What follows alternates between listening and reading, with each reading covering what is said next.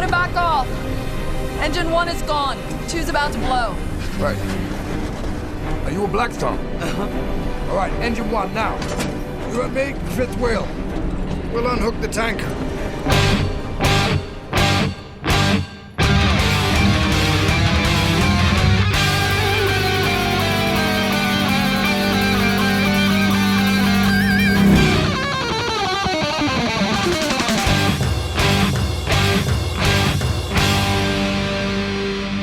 Welcome to the Mad Max Minute, where it's one man, one bullet, in Mad Max Fury Road, 1 minute at a time. I'm Rick. And I'm Julia. And today we're talking about minute 93, which begins with Maddie and the Valkyrie coming up around the war rig to counterattack, and it ends with the Valkyrie doing a tactical roll after falling from the motorcycle. Happy Friday, Julia. Happy Friday. Here we are at the end of the week, and the end of the nonsense with Slit on the Razor Cola. Peeking ahead a little bit, do we ever see him again? Oh, yes. Okay, for crying out loud. The war boy that wouldn't die. At the very top of the minute, we're still stuck in the pissing contest between Max and Slit. He's got the two bottles, he's spraying in, and from behind the war rig, to my delight, come the Valkyrie and Maddie, who is riding, and we hear Maddie's name on Monday, but it is so awesome just the way that we're looking right around second 2. The camera is tracking. You see Razor Cola and the war rig, and then from behind the war rig is the motorcycle, and the Valkyrie is standing on the motorcycle, bracing her knees against Maddie's back, and she's got the rifle pointed straight up, and as she emerges from behind the war rig, she levels that gun at the Razor Cola, and it is such an awesome visual. It really is. It really highlights her abilities. Her mastery. Which I really appreciate, because the way that she was very first introduced to us as a trap, she was using her feminine body to trap people. So that is a bit more of the flat, one-sided female character that we're frankly used to seeing in movies. And now that a little bit of time has passed, we see that there are more sides to her. She's also extremely skilled in writing and shooting and judgment and sneakiness and all sorts of things. Mm-hmm. Speaking of the rifle that she's leveling at the enemy vehicle, according to the Internet Movie Firearms Database, most of the Vuvalini, including the Valkyrie here, are using Enfield pattern 1853 rifles with Snyder conversions as their primary weapons. The Enfield pattern 1853 rifle musket, also known as the pattern 1853 Enfield, was a .577 caliber mini A-type muzzle-loading rifled musket. That's not a little lead ball, it is a sort of proto-bullet. It was conical at one end, and then it had a flat bed on the sides with a couple of rings carved into it that grease would be put on to help it exit the barrel faster, and then it had a concave dome in the bottom so that it would capture the explosion better. But it was, like I said, the modern precursor to the bullet that was into the cartridge. And then the Snyder conversions apparently turned them from muzzle loading rifles into breech loading rifles so that you could use rudimentary early cartridge style ammunition. The type of stuff they might be able to make themselves. Exactly. Stuff that wasn't quite so specifically machined as the stuff that they're using in the bullet farm. All right, so maintaining their independence. Exactly. Seeing this motorcycle emerge from behind the war rig, Slit dives behind the engine, and the Valkyrie fires one shot, and she catches the driver of the Razor Cola right through the chin. On first watch, and frankly second, third, fourth, I kind of assumed that this was a kill, but when you point out that it went through his chin, that's not necessarily a kill. I mean, over time, he'll probably bleed out if he doesn't get any sort of medical attention, but she didn't hit him through the brain. Very true. What it does do, though, is disable the driver enough that it careens off to the side. It takes care of the problem for now, at least. I really wish that this was the last time we saw the Razor Cola. I know what happens to it later on, and it breaks my heart. Oh, I don't remember. All right, I won't spoil it for you. Okay. But for now, it's not something we have to worry about anymore. And where previous victories were celebrated by the war boys with chest beating and fists raised to the heavens, while the Keeper of the Seeds is happy and laughing that this defeat has happened. The Valkyrie, without any sign of over-the-top celebration, she just sits back down onto the back of the bike, and they swerve off to the left in order to go take care of more war boys. She's just so razor-focused on the battle happening around them that she doesn't showboat at all. And it's another thing that makes the Valkyrie really cool. Yeah. And as she's like peeling away on the bike, you really get a good look at the bike and what's on the back of the bike. And it's 2 of those explodey spears. Yep. Where'd she get them? Oh, the war rig. The war rig still had explodey spears? Yeah. They've got... Really? I mean, it's a war rig. It's outfitted with all sorts of explosives and things that you would need to fight off folks like the buzzards. Yeah, I just would have thought most of that stuff would be used up by now. Okay, I'll tell you what I wanted the answer to be. I wanted the answer to be that she snuck up behind some of the chasing party and stole them. Yeah. That would have been pretty cool. But I'm pretty sure they got them off the war rig itself. Okay, well, that does make more sense. In my imagination, she snuck up on other vehicles in the war party and stole them. Okay. With Slit and the Razor Cola taken care of, we cut back into the war rig and we see that there is a dial on the dashboard and there are blinking lights happening and something has gone wrong with the engine. It's been pushed too far and the RPMs are dropping rapidly. One thing I want to call attention to, right next to that gauge, there's a big old hole in the dashboard from the harpoon earlier. Yeah, I noticed that on Monday's Minute. I really like that continuity. Yes. And I couldn't even tell you exactly, like, I didn't remember that it was from the harpoon specifically. But yeah, I really appreciate that detail. Something I also really, really like is the font on the RPMs. The 10, 20, 30, 40, 50. Yeah.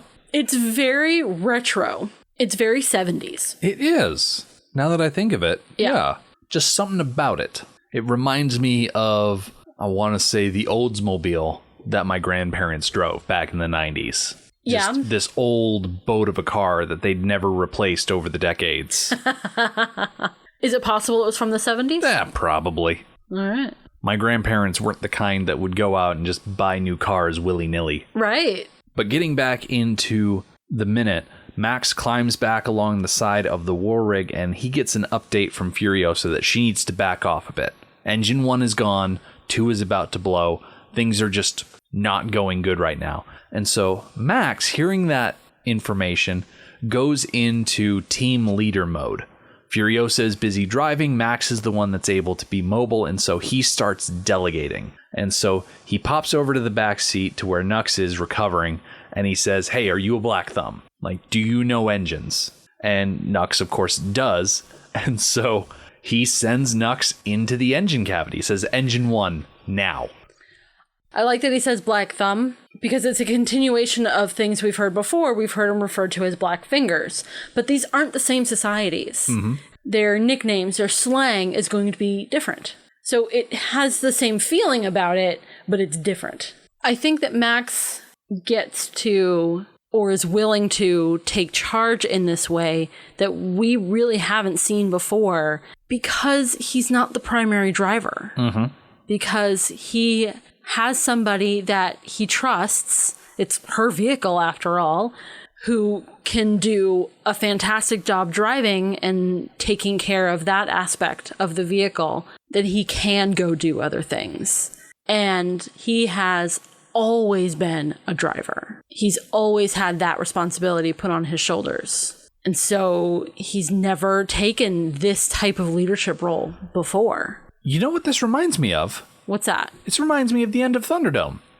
When Pig Killer was driving and they were on rails, there was no way to screw it up. And so Max was not necessarily telling people what to do, but keeping mobile and going from inside the cabin to outside the cabin and fighting dudes, pulling them off, leaping from car to car. Like, this is classic Max.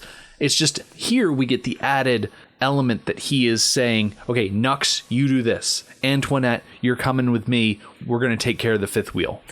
And he can do that because he is now with a group of capable adults, Whereas at the end of Thunderdome, He's babysitting children. He's babysitting children.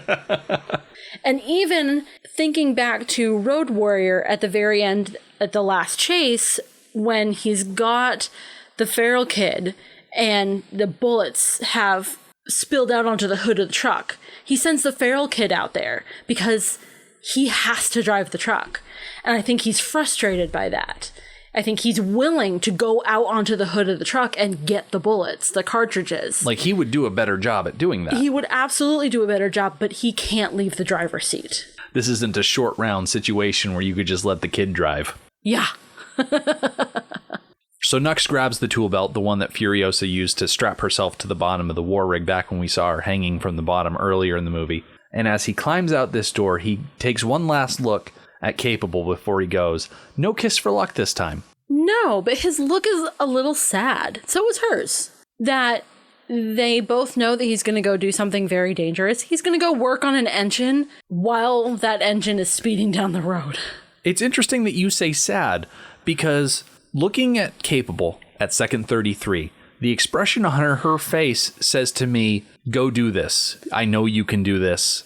I have confidence in you. And Nux's look in response, when you click over to like 34, 35, it's him receiving that nonverbal reassurance to say, okay, yes, I will go do this. I definitely agree that her look is more determined than sad. Maybe I'm just projecting because I know what happens. I know that it's gonna get sad. Well, it will get sad, but not because climbing into the engine. No. And to reiterate a subject that I'm sure I've reiterated almost every minute for the last however long, again, this is a new experience for Nux. He's never had somebody look at him like that before, with this encouragement and this confidence, and to receive that and to like take it in and let that bolster you. Another new experience for him. So with Nux going into the engine and Max taking Antoinette to take care of the fifth wheel, we cut back to the end of the tanker where we find Joy and Melita sitting in the rear VW bug fortification, and they are looking out at all of the vehicles that are approaching them in the war party. And these vehicles are pretty spread out. So they're kicking up a lot of dust, probably hiding their true numbers in that cloud of dust. I mean, they're not doing the sand people thing. They're not going single file. It's not like they're trying to minimize the tracks that they leave behind. No, but I'm sure they are aware that they can hide their numbers in the dust. Yeah. And so Melita says, one man, one bullet, as a way, I'm sure, to prepare them for the violence they're about to participate in. Like, remember the mantra, we're not wasting ammunition, we're sharpshooters. So let's take these guys out one by one. I like the idea of one man, one bullet being a mantra. It really says something about their culture and how they've been living their lives. I like it. Can we cut backwards just for a second? I just want to point something out. At 36, we get a good look at Furiosa's driver's side rear view mirror, and it's a hand mirror. Oh, yeah. Turned upside down and just strapped to where there used to be a mirror. And it looks like it's broken. It's probably more effective than trying to use the circular mirror that's mounted above it. Like, yeah, that mirror is for blind spots. So it needs to be pointed where it's at, but it doesn't show you a further out angle. That's pretty ingenious right there. Do you think the Vuvalini had one of those, or do you think they picked it up off a stash somewhere? Trying to remember, because, well, back in the beginning of the movie, there was actual mirror there, right? We saw it get broken. We saw a mirror get broken. I don't remember which side it was. Yeah, but I wouldn't be surprised if this is a new addition from the Vuvalini. Well, you gotta know what's coming up on your side. Yeah. Speaking of the Vuvalini, we get this great shot of the war party coming like from underneath the camera, but they're not alone. The Valkyrie is there too. Yep. She has found a way to skirt around them and then come in behind them, and we get a good look at these plow vehicles that are going to come into play next week when they start launching harpoons. But we get a real good look at, there's one on the right with these huge claws on a levered arm, and then the one on the left has smaller claws. But these guys are designed, as we're going to see, to latch onto the back of a vehicle, drop those hooks into the earth, and then slow down whatever they're attached to. So it would make sense for the Valkyrie to come up behind them and just start eliminating them one by one to keep them from slowing everything down in the first place. And I love the idea. The last time we saw her, she was peeling off to the left, and then all of a sudden she shows up in the pack. I think this is where I kind of get the idea that she snuck up to a vehicle and stole the boomsticks. I think I'm calling them by a different name every time. Which is, So with Thunderstick in hand, they come up beside one plow car, and she jabs the inside of the vehicle with the Thunderstick. I'm going to guess that the current driver of that vehicle was severely burned. That's certainly a safe assumption. Yeah. Is it enough, though? I don't believe so, because I'm pretty sure this very vehicle still hooks the back of the tanker. So there's a warboy on top, there's a warboy inside, there's a warboy in the engine cavity up front, and then there's a fourth one sitting in the back. I think the driver and the warboy on top get disabled in some way, and then the warboy in front, he grabs this flail. There's a spiked ball on the end of a chain, like he's out of some medieval Ren Fair thing, and he swings it around over his head and clocks Maddie pretty much right in the face. Like, she holds up her arm to block it, but he pretty much hits her square in the face, and that sends both Maddie and the Valkyrie tumbling to the ground. It's so unfortunate that they were taken out so quick, because they were so awesome. Just nimble and smart. Well, if we've said it one time, we've said it a million. Motorcycles, they're quick and nimble, but they have crap for armor. Yep. Like, they're glass cannons, as it were. Maddie doesn't fare too well in this whole situation, but as I mentioned at the top of this minute, the Valkyrie is able to do this cool tactical side roll thing and at least land mostly on her knees in what kind of looks like a superhero landing. It does. You gotta pause it just at the right place. Like, at second 59 and a half. Yeah. You can see how she lands capable of doing more. She's not done. But we just don't really get an answer to that because it's the end of the minute. Now, one thing that stood out to me about these harpoon and plow cars is that the warboys aren't painted white. They look to be painted yellow to me. Really? Okay, I'm gonna... Yeah, go back to second 55. 55. And take a look at that warboy sitting at the front of that vehicle. Ooh. And the one on top of the vehicle, too, who's laying down, he looks injured. He's also not painted white. It's almost an orangey yellow color. I think these warboys are from the Bullet Farm. Oh. Well, let's see. If they're from the Bullet Farm, then they will have decorative bullets around somewhere.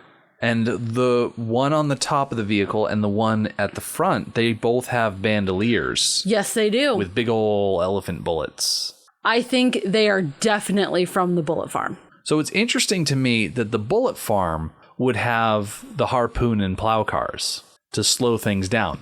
I wonder if they employ these type of vehicles in order to attack vehicles that they suspect have ammunition within them without having to shoot at the vehicle that could potentially explode. Like, a harpoon will, yes, hook into a vehicle, but it's not the same as shooting it with a flamethrower. If there's dynamite in there, a harpoon probably won't make it explode the same way a bullet will. Right. And the Citadel warboys definitely favor the boomsticks. Thundersticks. They're called Thundersticks, Julia.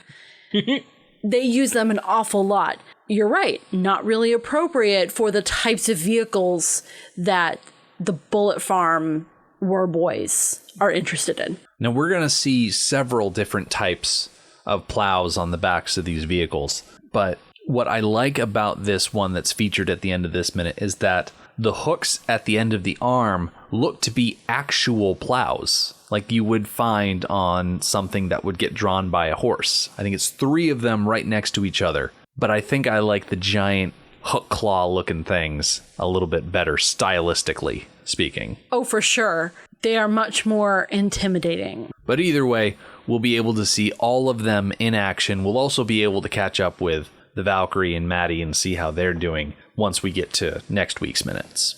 A little bit of a short one here on Friday, but with how much moving around there is, we got to keep things moving equally quick. So come back on Monday when we see the Valkyrie and Maddie make their last stand. The War Boys will start being a real drag, and Max will head to the back of the tanker with the bolt cutters.